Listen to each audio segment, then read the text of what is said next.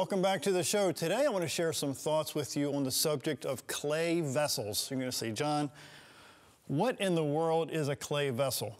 Well, if you've ever seen people who make pottery, sometimes, most of the time, they put a lump of clay on what's called a spinning wheel, and they spin this wheel really fast, and they create these vessels. They create pans, they create vases, they create all kinds of unique ornaments as a result of spinning this clay to create some really cool stuff. So that's kind of like the big picture today of what I want to share with you.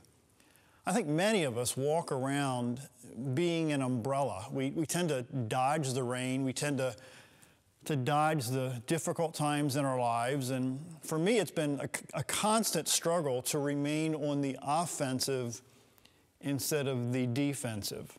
There's an ancient story that says something to the effect of there were some people that were taking some beautiful pottery to a king. Well, for some reason, they did this over and over again, and they noticed after a period of time that on one side of the road there were flowers growing, and on the other side there were not. And the people were wondering, they said, you know, how can this be? How can this happen? Well, long story short, the story says that there was some holes in some of the pottery that were being transported back and forth between the king. And the water in these containers were watering on one side of the road. So I guess the big picture today is that even though you and I have holes in our pottery, holes in our lives, difficulties, struggles, times in our lives when we really don't think that things are going exactly right, some really beautiful things can happen. I read a quote one time by an organization called 556 Productions. It says, "Fate whispers to the warrior, you cannot withstand the storm, but this warrior whispers back, I am the storm." Again, let me share it again. Fate whispers to the warrior, you cannot withstand this storm, but the warrior whispers back, I am the storm. I think if you and I think about it long enough, we do have what one ancient text says, a treasure in our clay vessels. How many times haven't you gone through some really tough times in your life and you look back and you say, how could anything really good come out of what I've just gone through? There's an ancient story, probably about 250 years ago. The story is Benjamin Franklin dropped out of school when he was 10 years old. The story says his parents could only afford to keep him at a school until his 10th birthday, but that didn't stop the great man from pursuing his education. He taught himself through incredible reading and eventually went on to invent the lightning rod and bifocals. Oh, and also, of course, he became one of the founding fathers of the United States. Well, I wonder if you look back in your life, maybe not only in your life, but maybe in the lives of people that you know that have gone through some really tough times and they've been able to pull themselves up out of the difficult times with the help of other people to do some really, really amazing things. There's another ancient story that I've shared a number of times. In fact, I want to share two of them. There was a teacher that lived about 2,000 years ago, and the story says that there were a lot of people that wanted to get around him. They wanted to meet this guy and touch this guy. And you know how famous people are. Folks want to just get around them and hang out with them nonstop. Well, this teacher was coming through this town, and again, there were a lot of people around. And there was a government employee that wanted to see Jesus. This guy, the teacher's name was Jesus, and he was a dwarf, the government employee that wanted to see this teacher, Jesus. So he couldn't see because he was short. So he climbed up into this tree, the story says, to get a better look at Jesus. So as Jesus came past this tree, he looked up and noticed this guy named Zacchaeus in the tree. So he looked up, and for some reason, the story says that Jesus knew this government employee. Well, he looked up in the tree and told the guy to come down, and he said, I'm going to go to your house today and hang out. I'm going to have dinner with you and your family. Well, the other people, the religious people in the culture in that area who saw what was going on was really upset because they knew a little something about Zacchaeus. Let me give you a little history on Zacchaeus. The story says that even though this government employee was on the payroll of the local government and he was in charge of the taxes in that region, he would embezzle more money from the people in the area to profit himself. So let's say the taxes were $100. In nowadays money, he would charge $120, $130 more to line his own pockets. So when the religious people saw this teacher deciding to go and hang out with this tax guy, they got really upset. So they started spreading tales and talking about, how could you possibly do this? Because this is a bad guy. So long story short, the teacher was hanging out with this guy and his family, and his other colleagues, his other employees were there. And make even a longer story short, as a result of the teacher investing time with this crook, the crook decided, the tax man, the government employee decided to pay back with interest the money that he had stolen from the people. Some would say, you know, I look at this guy and I would say, I'm not going to handle this guy. I'm not going to deal with this guy. I'm not going to hang around this guy because he's a thief. Well, as a result of the interaction between the teacher and the government employee turned back to the right side and did the right thing. There's another story about a teacher that felt like he had to go through this certain town. And in that culture, in that time, it was not profitable to go through that town. The people there didn't like the people that wanted to go through the town. It was very, very dangerous to go through that area. So there came a time when the teacher decided, I'm going to go through this town anyway, because he knew, at least he had a hunch that he had to go and talk to somebody. So he goes to this town, goes through this town, and sees a woman standing at a well. Now, let me just back up a minute. The culture is this religious guy, this teacher, was not supposed to have any sort of conversation with females. It was a very strict culture at the time. And the followers and the students of this teacher were like, you know, dude, you can't be hanging around this because people are going to start talking about you. So the teacher started talking to this woman at the well, and they had dialogue going back and forth. Making a long story short, as a result of the conversation, the woman's life was really turned around for the better. Even though the stereotype or the image of the woman in the eyes of the other individuals were not very good. They were not healthy. They were not very polite.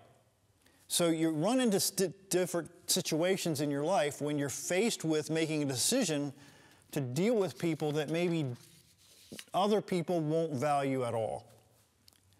There's a story that you know that's probably about 120 years old now.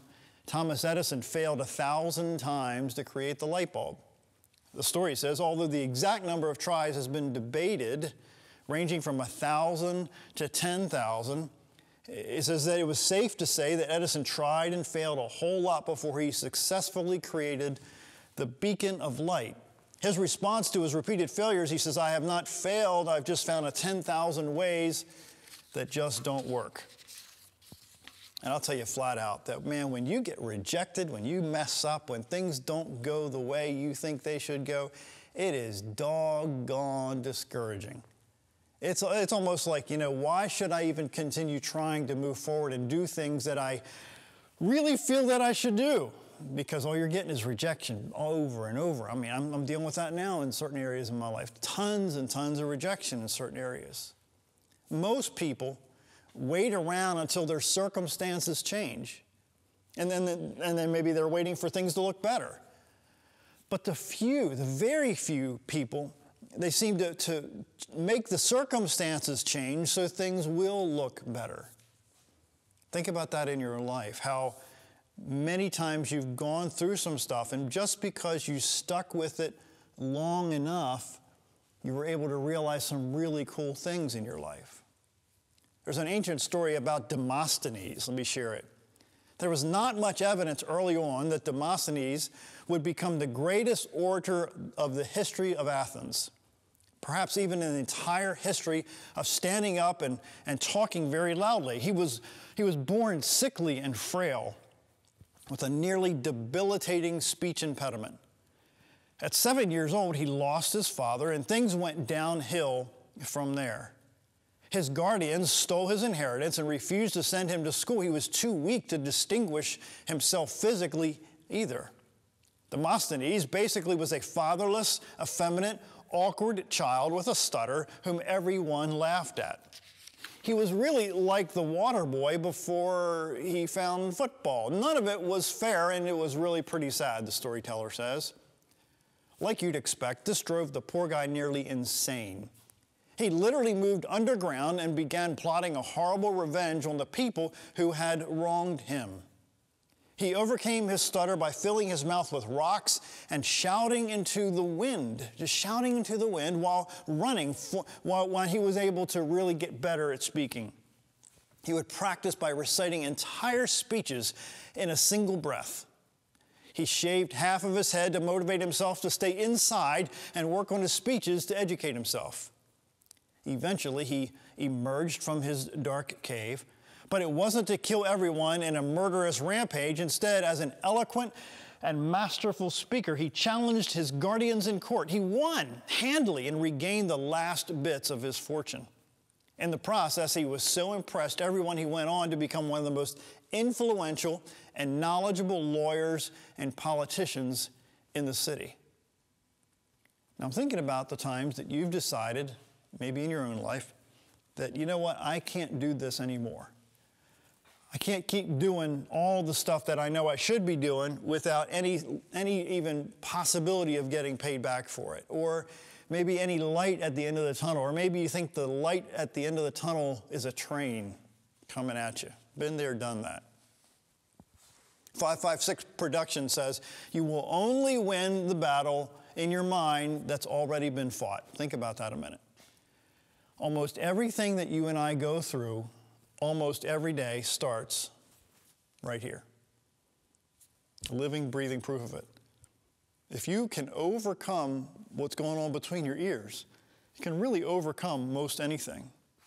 Another quote I love is, the legacy of the brave is written in the ashes of fear. Again, the legacy of the brave is really written in the ashes of fear.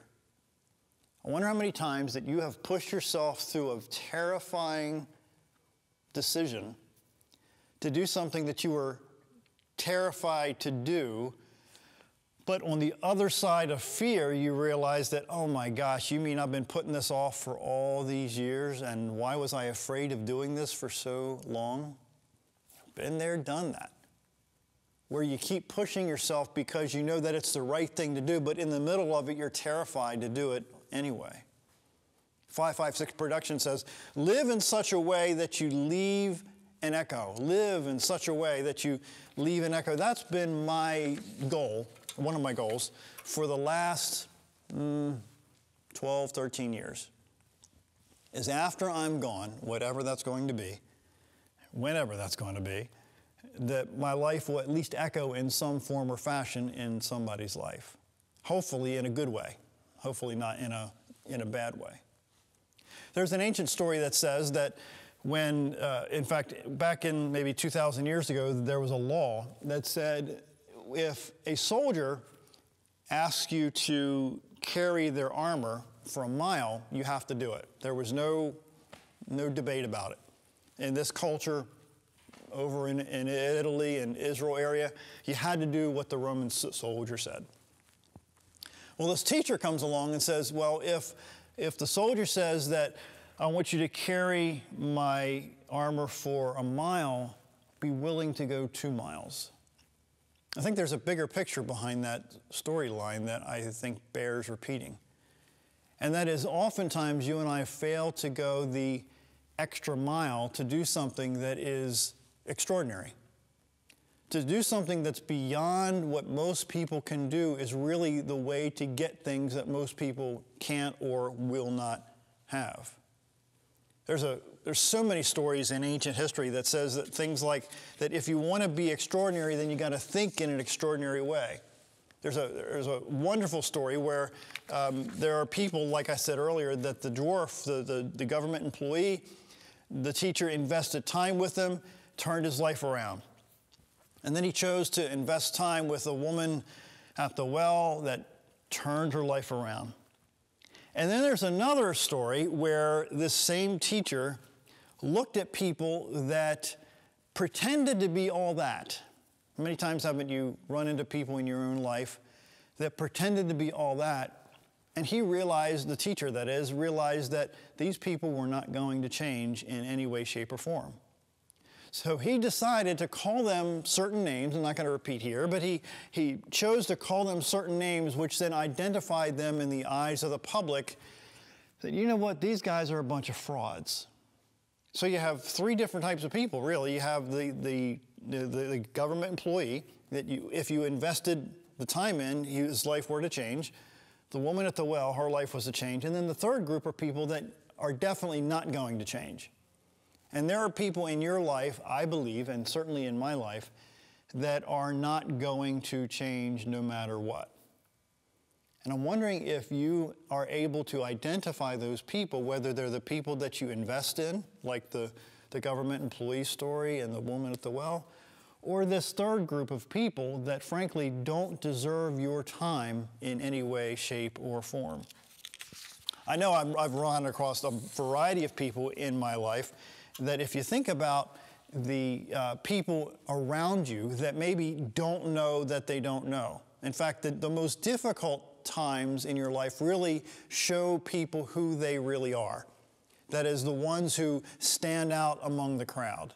And it's easy. I don't mind telling you flat out that it's easy to implode.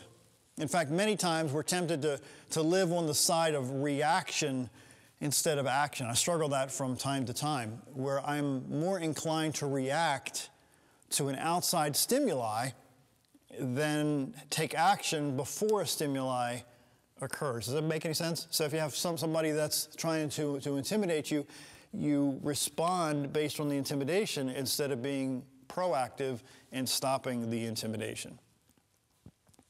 Again, I go back to that quote of 556 Productions. Fate whispers to the warrior, you cannot withstand the storm, but the warrior whispers back, I am the storm. Let me share another story with you. It may not have taken place on a track or a field or a court, but Zach Walter's story deserves recognition as a symbol of the convergence of human spirit and advances in rehabilitation.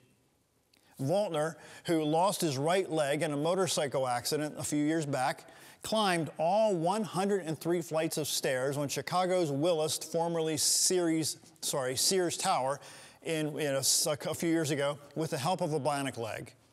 Designed to respond to electrical impulses from muscles, the leg is controlled by the mind.